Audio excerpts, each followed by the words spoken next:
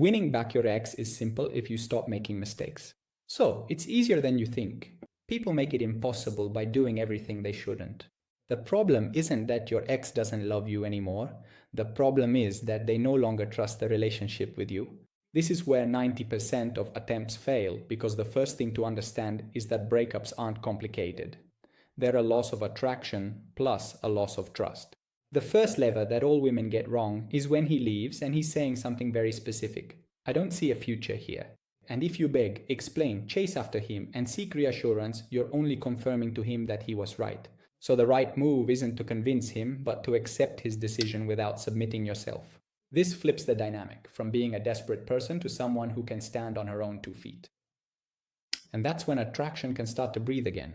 The second lever, the one that really makes a difference, is saying, I work on myself, which is useless if you're always still there. So you need to know that distance only works when it's real, consistent, and not just an act.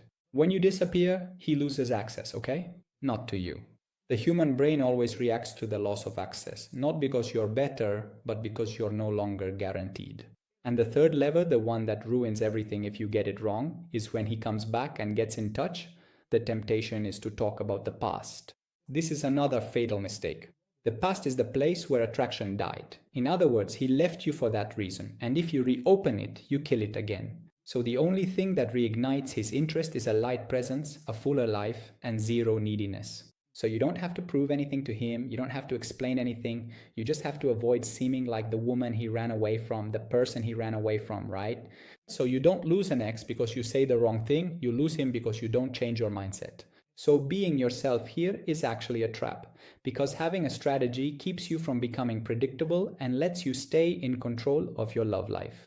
So if you want to understand how to use these levers without making mistakes, comment below with X and we'll send you for free and privately the 7 psychological rules to get your ex back, so you can start applying them.